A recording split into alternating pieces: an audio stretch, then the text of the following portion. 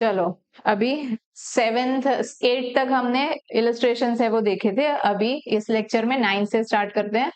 What is the acceleration of the block and trolley system shown in figure if the coefficient of kinetic friction between the trolley and the surface is 0.04?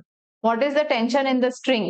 देखो यहाँ पर एक trolley है और वो trolley के साथ उस ट्रॉली के साथ यहाँ पर मुझे ट्रॉली के साथ यहाँ पर मास जो है ना वो हैंग किया हुआ है। तो ऑब्वियसली ये मास की वजह से ट्रॉली जो है वो आगे जाने वाली है। तो ये जो सरफेस है उस सरफेस और ट्रॉली के जो व्हील्स है उनके बीच में फ्रिक्शन लगेगा। वो फ्रिक्शन के लिए वैल्यू जो है वो गिवन है, कोएफिशिएंट ऑफ फ्रिक्शन उसका गिवन है। हमें फाइंड करना है कि ये टेंशन कितना होगा, टेंशन इन द स्ट्रिंग। तो आपको इतना सा पोर्शन जो है वो देखना होगा और फिर इतना सा पोर्शन है वो देखना होगा। इसको एक सिस्टम समझो, इसको एक सिस्टम समझो और उनके ऊपर लगने वाले फोर्सेस है उनको इक्वेट करना है। ठीक है, फ्री बॉडी डायग्राम है वो ड्रॉ करेंगे दोनों के लिए इंडिविजुअल और उसके ऊपर से फिर इक्वेशंस जो है वो इक्वेट करेंगे हम। तो इसके इक्वेशंस है वो नेक्स्ट में हम देखते हैं, नेक्स्ट स्लाइड के अंदर। आप इसके लिए मैं आपको फ्री बॉडी डायग्राम ड्रॉ करके दे रही हूँ, इसके लिए भी फ्री बॉडी डायग्राम है वो ड्रॉ करके दे रही हूँ। तो नेक्स्ट में देखिए mg minus T equals to ma, ये कहां से आया? तो जो हैंग हो रहा था ना मास उसके ऊपर से, जो मास हैंग हो रहा था उसके ऊपर से यहाँ पर एक फोर्स लग रहा है डाउनवर्ड डायरेक्शन में mg जितना, दूसरा फोर्स लग रहा है टेंशन T। ठीक है, इतना हो रहा है। एक लग रहा है टेंशन, दूसरा लग रहा है mg डाउनवर्ड डायरेक्शन में। 3 kg है तो जो वेट लग रहा है वो 3 इंटू 10 mg, g की वैल्यू 10 ले ली तो 30 न्यूटन हुआ। तो ये 30 न्यूटन और t। अब होगा क्या, ये मास की वजह से ये पूरी असेंबली आएगी नीचे, ये जाएगा आगे।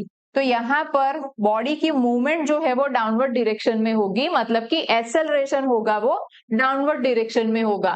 तो एक्सेलरेशन जब डाउनवर्ड होगा तब ma वाला फोर्स जो है वो अपवर्ड डायरेक्शन में लगेगा। तो अब अपवर्ड में कौन कौन से forces? T and ma। Downward में कौन कौन से फोर्सेस? mg।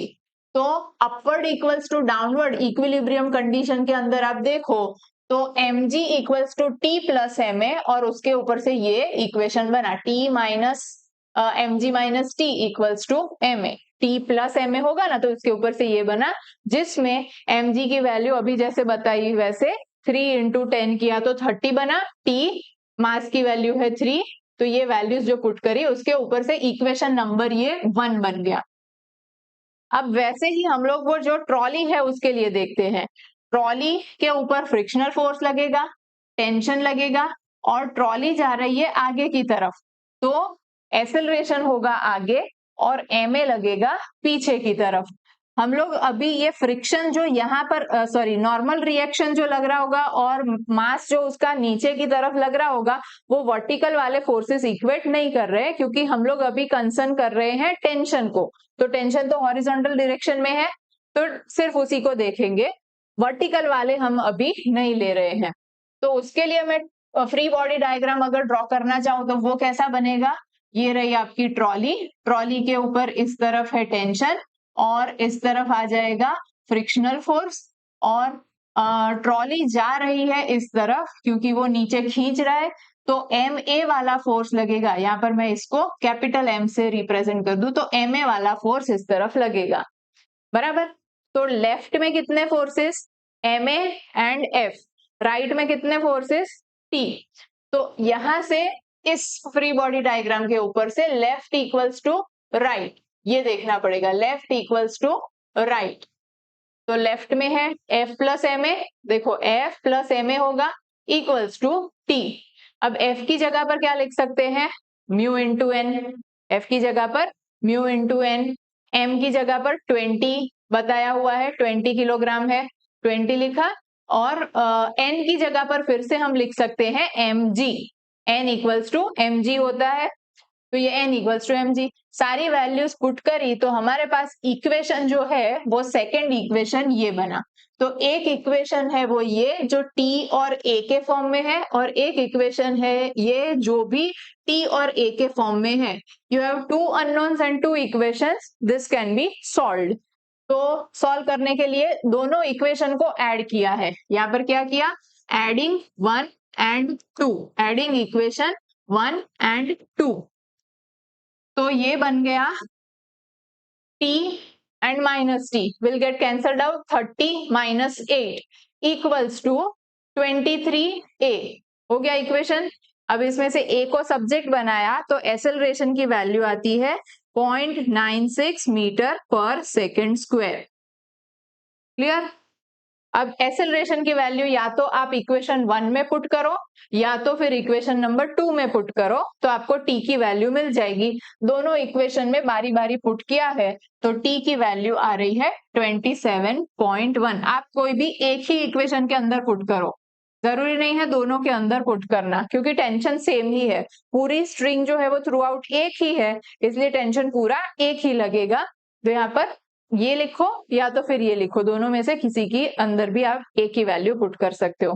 क्लियर? तो यहाँ पर इस तरह से आपको देखना होता है. ऐसे असेंबली जो होगी तो इंडिविजुअल मासेस के लिए आप देखते जाओ कि कितने फोर्सेस हैं वो उसके ऊपर लग रहे हैं. फ्री बॉडी डायग्राम ऐसे ड्रॉ करोगे तो इजी हो जाएगा आपके लिए. चलो नेक्स्ट में है a cyclist speeding at 18 kilometre per hour on a level road takes a sharp circular turn of radius 3 meter without reducing the speed. The coefficient of static friction between the tires and the road is, यहाँ पर static friction आएगा. coefficient of static friction is 0.1. Will the cyclist slip while taking the turn? देखो क्या क्या values given है. 3 metre की radius, r की value given है, and coefficient of friction mu की वैल्यू गिवन है. हमें फाइंड करना है कि वो स्लिप होगा कि नहीं. तो कब स्लिप हो जाएगा? सर्कुलर ट्रैक के ऊपर जाने के टाइम पे. If the person exceeds the V max, maximum safe speed से एक्सीड कर गया तो वो स्लिप हो जाएगा. तो हमें पहले मैक्सिमम सेफ स्पीड कितनी है, इतनी रेडियस और इतने कोएफिशिएंट ऑफ फ्रिक्शन के साथ, वो फाइंड करना पड़ेगा. और फिर देखते हैं कि वो क्या 18 किलोमीटर पर आवर से ज्यादा है तो वो स्लिप नहीं होगा. अगर उससे कम आई तो मैक्सिमम जितनी है उससे भी ये अभी ज्यादा स्पीड से जा रहा होगा तो स्लिप हो जाएगा. अभी हमारे पास जो यूनिट्स है यहाँ पर 3 मीटर रेडियस है, तो जो वेलोसिटी है उसको भी हम लोग मीटर पर सेकेंड में कन्वर्ट कर लेते हैं. तो 5/18 करेंगे तो सीधा ही आपको वो 5 मीटर पर सेकेंड मिल रहा है. बराबर? तो उसकी स्पीड, साइक्लिस्ट की स्पीड जो है वो 5 मीटर पर सेकेंड है.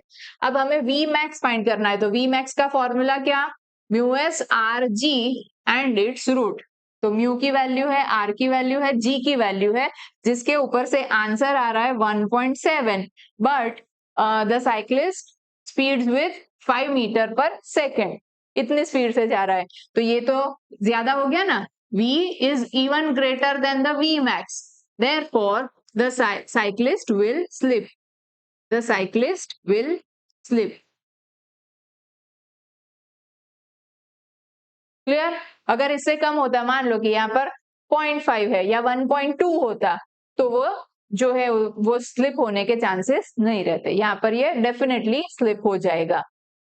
क्लियर हो गया होगा. ये कैसा था? रोड जो है वो सर्कुलर एंड लेवल रोड है, इसलिए हमने लेवल वाला जो था वो फॉर्मूला अप्लाई किया. बैंक्ड वाला होता तो बैंक्ड वाले के लिए वी मैक्स का फॉर्मूला था वो अप्लाई करते. चलो next. A circular racetrack of radius 300 metre is banked. चलो banked रोड वाला आ ही गया. ये रेडियस गिवन है at an angle of 15 degree, theta की वैल्यू गिवन है. If the coefficient of friction between the wheels of the race car and road is 0.2, mu की value. What is the optimum speed of the race car to avoid wear and tear on the tire and maximum permissible speed to avoid slipping? Maximum permissible speed ये तो आपको समझ में आता है V max. Optimum speed मतलब क्या? Where and tear ना हो ऐसा. तो वेयर एंड टेयर कब होगा? जब फ्रिक्शन होगा तब टायर्स उसके हैं वो घिसेंगे. तो ये ना हो उसके लिए क्या होना चाहिए? तो स्टैटिक फ्रिक्शन है वो नहीं होना चाहिए, मतलब म्यू एस जो उसका कोएफिशिएंट ऑफ फ्रिक्शन है ना वो 0 होना चाहिए। ऐसी कंडीशन, ये कंडीशन कभी भी प्रैक्टिकली पॉसिबल नहीं है। कहीं पर भी किसी भी सरफेस के ऊपर बिल्कुल भी फ्रिक्शन ना हो, स्टैटिक फ्रिक्शन 0 हो, ऐसे तो पॉसिबल है ही नहीं। तो ये मैक्सिमम वैल्यू नहीं है बट ऑप्टिमम।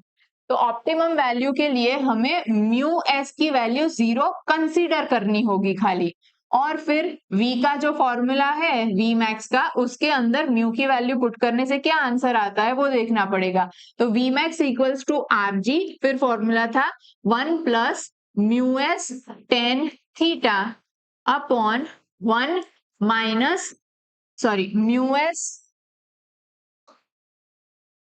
यहां पर आएगा mu S plus tan theta, mu S plus tan theta 1 minus mu S tan theta and it's root. तो म्यू एस की वैल्यू 0 पुट करने पर क्या बचता है, R G tan theta, mu S तो 0 हो गया, 1 माइनस ये टर्म भी 0 तो डिवाइडेड बाय 1, तो वो लिखेंगे नहीं तो चलेगा। ये हो गया हमारे लिए v ऑप्टिमम। ये v मैक्स था, म्यू एस की वैल्यू 0 पुट की तो v ऑप्टिमम आया, वो आता है ये। तो ये वैल्यू पुट करने पर हमारे पास आंसर आता है 28.1 मीटर पर सेकेंड। ए क्वेश्चन जो पूछा है सिर्फ उसका आंसर आया ऑप्टिमम स्पीड के लिए। आपको ये पूरा डिराइव करके लिखने की जरूरत नहीं है। ऑप्टिमम स्पीड का आप डायरेक्ट फॉर्मूला जो है वो याद रख सकते हो, under root R G tan theta. Next second part जो है वो मैक्सिमम परमिसिबल स्पीड, मतलब इसके अंदर हम वैल्यूज पुट करेंगे। आर की वैल्यू गिवन है, फिर म्यू एस की वैल्यू गिवन है एंड थीटा की वैल्यू गिवन है। ये तीन वैल्यू पुट करने पर वी मैक्स है वो मिलने वाला है, जो कि आएगा आपका V max equals to 38.1 metre per second. Tan theta की वैल्यू आपको टेबल के ऊपर से मिल जाएगी, नेचुरल टेंजेंट के टेबल के ऊपर से, जो आ रही है 0.2679। ये 10 15 है ना, आप बहुत बार यूज करोगे, सारे सम्स के अंदर 15 वाला बहुत बार है, तो बार बार ये आप करते जाओगे तो आपको शायद ये याद भी हो जाएगा कि 10 15 की वैल्यू इतनी है। Otherwise you will be provided with either directly the value और द टेबल, नेचुरल टेंजेंट के लिए टेबल। क्लियर। अब इलस्ट्रेशन का last, a wooden block of mass 2 kg rests on a soft horizontal floor when an iron cylinder of mass 25 kg is placed on the top of the block. The floor yields steadily and block and the cylinder together go down with an acceleration of 0.1 meter per second square. What is the action of the block on the floor before and after the floor yields? Identify the action reaction pair in the problem.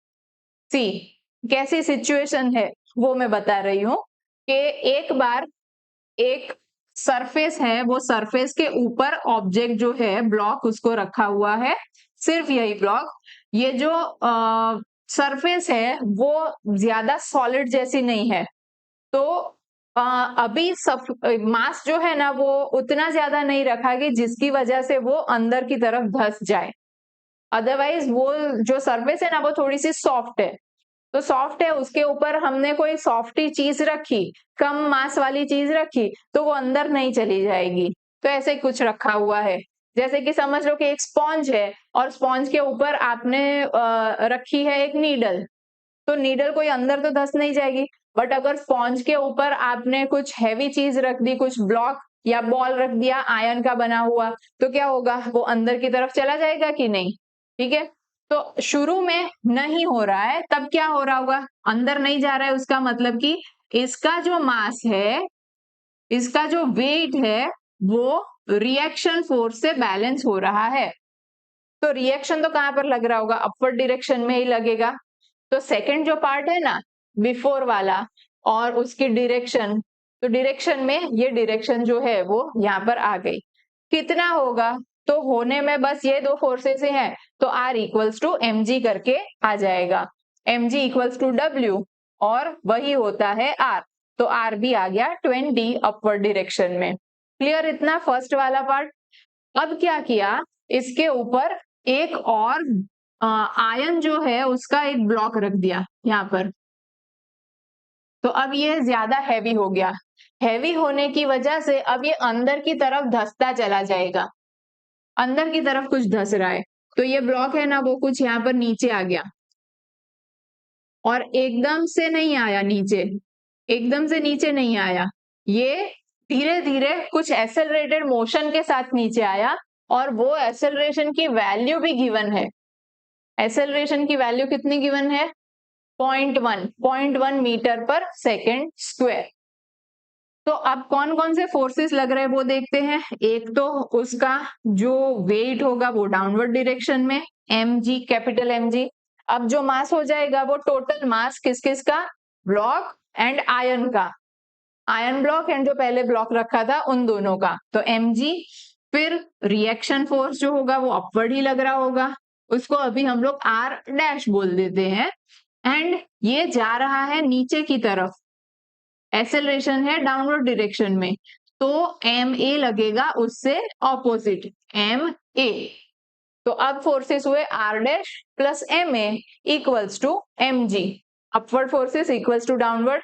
तो उससे हमारे पास equation ऐसे बना, R dash plus M A किया ना, ये are dash इस तरफ ले आओ, ये है M A equals to M G 27। ये 27 कैसे आया, तो 25 kg प्लस 2 kg, ब्लॉक जो है वो है 2 kg का, क्लियर ना, ब्लॉक था वो 2 kg का था, तो 2 प्लस 25 तो ये 27 बना, m equals to 2 plus 25 kg, जिसके ऊपर से r डैश की वैल्यू जो है वो आ रही है 267.3 Newton. And here r dash is also acting in the upward direction, clear. तो यहाँ पर इलस्ट्रेशंस है वो सारे खत्म हो रहे हैं, अभी हम कंटिन्यू ही कर रहे हैं और एक्सरसाइज के जो सम्स है वो स्टार्ट कर रहे हैं। चलो अब एक्सरसाइज के sums, give the magnitude and direction of the net force acting on, अलग केसेस दिए हुए हैं 4 केसेस, कौन से केस के अंदर नेट फोर्स जो है वो लग रहा होगा और मैग्नीट्यूड कितना और डायरेक्शन कितनी फोर्स की वो देखना है। तो फोर्स कब लग रहा होगा, फोर्स कब लग रहा होगा, फोर्स तब लगेगा जब एक्सेलरेशन होगा, है ना, बिना एक्सेलरेशन के फोर्स तो होगा नहीं। If acceleration equals to 0, a equals to 0, तो f इक्वल्स टू ma के ऊपर से f भी 0 हो जाएगा। तो एक्सेलरेशन तब होगा जब वेलोसिटी में चेंज हो रहा है, ऐसे होगा तो। अब फर्स्ट केस के अंदर क्या दिखाया, a drop of rain falling down with constant speed, constant speed है मतलब एक्सेलरेशन 0, एक्सेलरेशन 0 तो एफ भी 0, तो ये 0, this implies F equals to 0। तो नेट फोर्स है ही नहीं, तो डायरेक्शन या मैग्नीट्यूड क्या बताए, है ही नहीं कुछ। नेक्स्ट केस, अ कॉक of mass 10 gram floating on water, 10 gram का कुछ मास है जो फ्लोट कर रहा है वाटर के ऊपर, वाटर के ऊपर फ्लोट कब कर रहा होगा, when the buoyant force is sufficient, कि जिसकी वजह से उसका वेट जो है, जो भी ऑब्जेक्ट है, कॉर्क है यहाँ पर, उसका वेट उसको अंदर की तरफ सिंक नहीं होने दे रहा, तो buoyant force is getting balanced by weight, clear इतना। तो हम लिख रहे हैं यहाँ पर अलग से, फर्स्ट के लिए आप वो रीजन लिख सकते हो, सेकंड के लिए here the buoyant force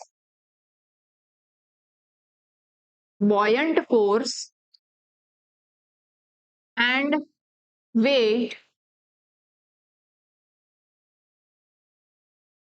balances each other, अब दोनों ने एक दूसरे को बैलेंस कर दिया, hence net force equals to 0, net force कुछ भी नहीं।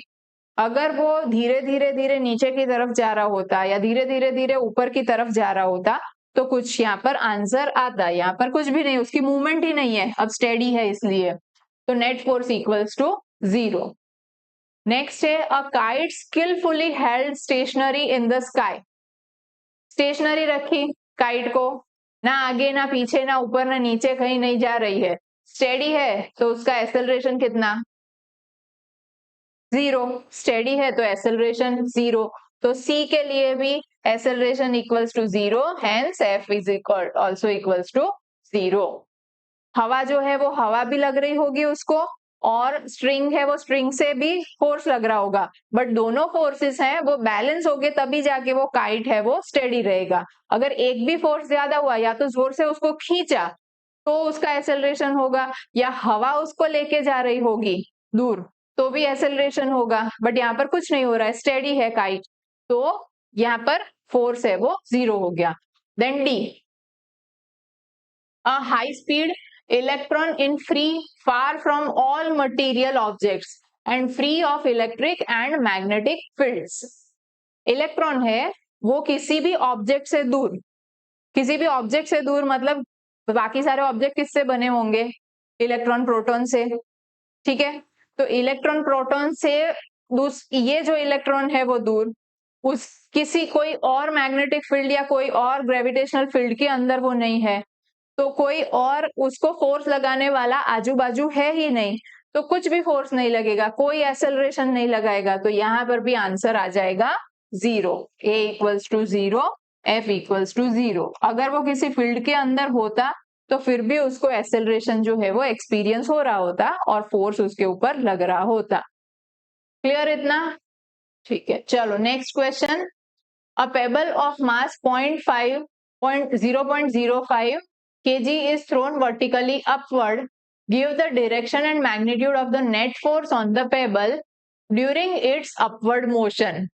किसका, give the direction and magnitude of net force, net force कहां पर लग रहा होगा, तो इसके लिए भी हम एक्सेलरेशन जो है उसके डायरेक्शन देखेंगे और एक्सेलरेशन के ऊपर से फोर्स की डायरेक्शन मिलेगी, because F equals to M A. अब यहाँ पर कोई कोई केस के अंदर ग्रेविटेशनल एक्सेलरेशन होगा वो लग रहा होगा। तो देखो, ड्यूरिंग इट्स अपवर्ड मोशन, जब वो अपवर्ड मोशन कर रहा होगा तब एक बार तो हाथ में से उसको छोड़ दिया, फिर वो कंटिन्यूअसली उसकी जो मोशन होगी वो under the effect of gravitational acceleration ही होगी कि नहीं, ग्रेविटेशनल एक्सेलरेशन ही उसके ऊपर एक्ट कर रहा होगा ना, तो जी की डायरेक्शन जो है वो आएगी डाउनवर्ड डायरेक्शन में, और उसकी वजह से फोर्स भी जो लग रहा होगा वो भी आएगा डाउनवर्ड डायरेक्शन के अंदर।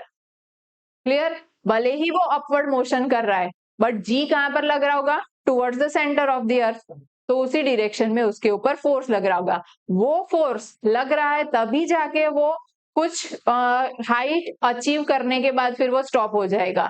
अगर वो नेट फोर्स डाउनवर्ड डायरेक्शन में नहीं होता तो वो ऊपर ऊपर ऊपर ही जाता और अटकता ही नहीं, उसकी स्पीड धीरे धीरे कम होती है ना, ये इसी की वजह से। Next, during its downward motion, downward motion है तब जी अगेन डाउनवर्ड ही लगेगा, वो खुद भी नीचे आ रहा है और जी है उसको नीचे की तरफ खींच रहा है, तो ग्रेविटेशनल एक्सेलरेशन डाउनवर्ड डायरेक्शन में, तो एफ भी लगेगा डाउनवर्ड डायरेक्शन में ही। नेक्स्ट, और इसके ऊपर से हम एफ है ना वो फाइंड कर सकते हैं, F equals to M G करके, F equals to m into g. G की वैल्यू आप चाहो तो 10 ले लो या तो फिर 9.8 ले लो, और मास है 0.05, ये आप कर सकते हो। सी में पूछा है, at the highest point where it is momentarily at rest, do your answer change if the pebble was thrown at an angle of 45 degree with the horizontal direction?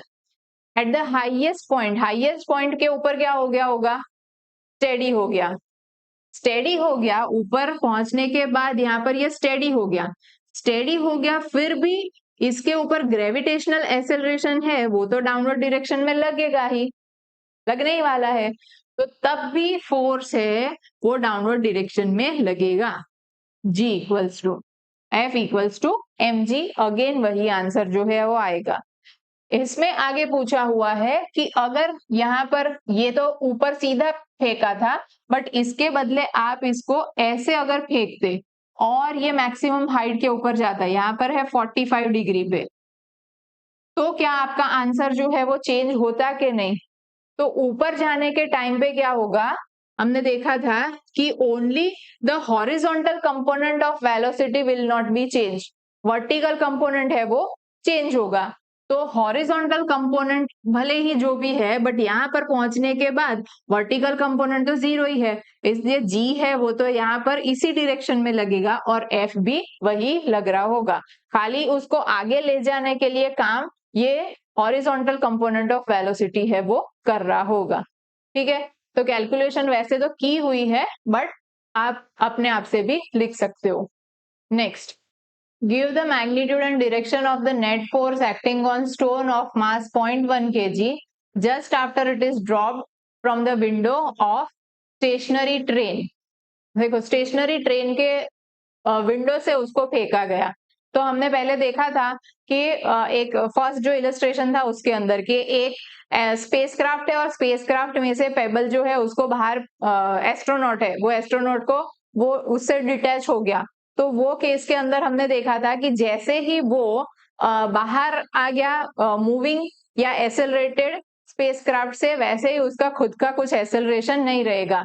तो यहाँ पर भी स्टेशनरी ट्रेन है, पहले तो स्टेशनरी ट्रेन है तो उसका खुद का कोई एसेलरेशन ही नहीं, तो एसेलरेशन है ही नहीं, तो जब वो ड्रॉप होगा ऑब्जेक्ट पेबल, तब उसके ऊपर सिर्फ ग्रेविटेशनल फोर्स लग रहा होगा which will be acting equals to mg और 1 न्यूटन डाउनवर्ड डायरेक्शन में होगा। नेक्स्ट जो है वो just after it is drop from the window of train running at constant velocity. Constant velocity that means again no acceleration, acceleration नहीं है, उसका मतलब भी F इक्वल्स टू mg ही होगा which will also be acting in the downward direction values put करने पर। Then C, just after it is dropped from the window of train accelerating with 1 meter per second square।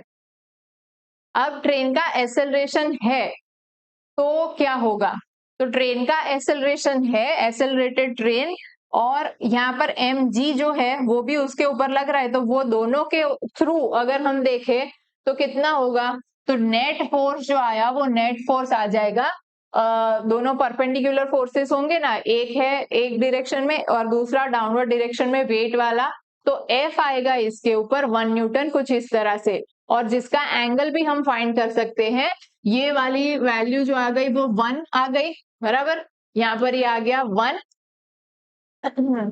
1 और ये आ गया theta, यहाँ पर 0.1 है तो tan theta equals to 1 by 0.1, तो 10 आ गया, तो थीटा की वैल्यू आ रही है tan इनवर्स 10। और लास्ट में पूछा है lying on the floor of train which is accelerating with 1 metre per second square, the stone being at rest relative to the train. तो अब ये केस के अंदर जो भी एसेलरेशन ट्रेन का होगा, वही एसेलरेशन के साथ अगर स्टोन आगे जा रहा होगा तो ही वो स्टेडी का स्टेडी वहां पर रहेगा, तो इसलिए उसके ऊपर एसेलरेशन जितना ट्रेन का है वो लग रहा है, तो फोर्स लगेगा F इक्वल्स टू ma जितना, और वो आ जाएगा 0.1 न्यूटन। ठीक है, next, one end of a string of length L is connected to a particle 67, क्या लिखा हुआ है टेक्स्ट बुक में बताओ दो, पार्टिकल फिर क्या लिखा है, हाँ यहाँ पर मिस्टेक है, particle of mass, particle of mass m and the other two small peg on smooth horizontal table. If the particle moves in a circle with speed v, the net force on the particle directed towards the center is। देखो यहाँ पर string है, वो string के साथ ये जो payable है या जो भी है उसको कनेक्ट किया हुआ है, m मास का जो ऑब्जेक्ट है वो एक पेग है। ठीक है, तो हॉरिजॉन्टल टेबल के ऊपर अगर वो ऐसे मूव होता जाएगा तो एक होगा उसके ऊपर सेंट्रीपिटल फोर्स, और जितना सेंट्रीपिटल फोर्स लग रहा होगा वो पूरा ही स्ट्रिंग टेंशन के फॉर्म में एक्सपीरियंस कर रही होगी। क्लियर, हॉरिजॉन्टल है इसलिए कोई mg वाला उसके साथ हम नहीं देखेंगे, हॉरिजॉन्टल में सेंट्रीपिटल फोर्स एंड टेंशन वो दोनों एक दूसरे से बैलेंस हो जाएंगे, तो आंसर जो है वो इसका आ जाएगा T और कोई नहीं, ये दोनों एक्चुअली बैलेंस होंगे। तो कितना होगा, कितना फोर्स होगा, T जितना होगा। Then next, a constant retarding force of 50 Newton is applied to a body of mass 20 kg moving initially with speed of 15 meter per second. How long the body take it to stop? देखो, force है ना, वो force 50 Newton का given है, F की value, and mass की value है 20 kg।